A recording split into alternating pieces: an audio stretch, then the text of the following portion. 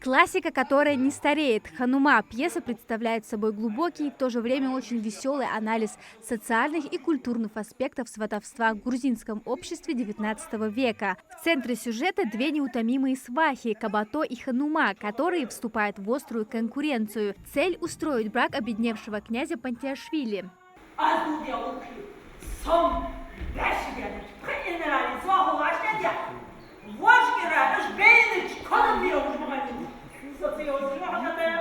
Кабато изо всех сил мешает Хануме, но та в своем профессионализме уверена. С той поры, как создан свет, лучше свахи в мире нет. Вот ее девиз. Исход этого забавного противоборства и является главной интригой спектакля.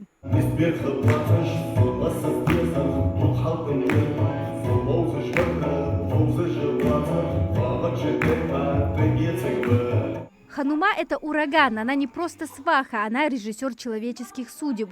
Играть ее значит быть всегда в энергии, в движении, в поиске, говорит Зарета Гандалоева. Этот герой – человек с характером, попавший в сложное положение, и ему приходится идти на хитрости. Каждая репетиция – это новое открытие в его образе. Зарета надеется, что зрители увидят все эти грани и проникнутся его историей.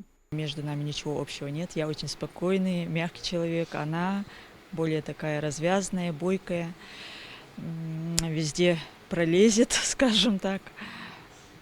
Но, в принципе, на то это профессия актер, чтобы реализовывать все персонажи, все роли, вживаться в них. Неважно, кто ты, главное, кого ты сыграл.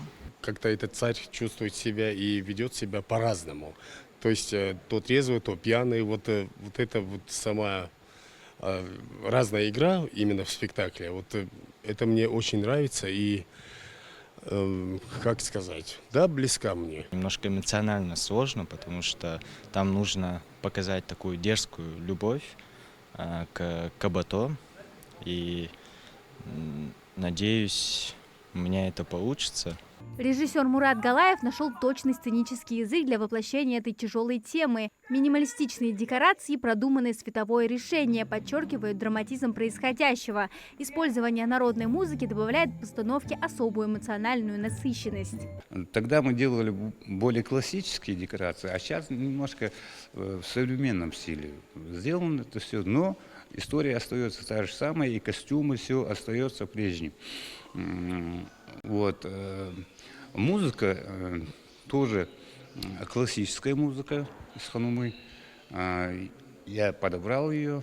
Работа кипит, и до премьеры остаются считанные дни. Труппа вложила в этот спектакль душу и все свое мастерство. Ханума обещает быть ярким, добрым и запоминающимся зрелищем, которое никого не оставит равнодушным. Уже 14 октября зрители увидят этот яркий спектакль в Нальчике в рамках международного театрального фестиваля «Южная сцена». Амина Зязикова, Билал Ахильгов, Магас 24.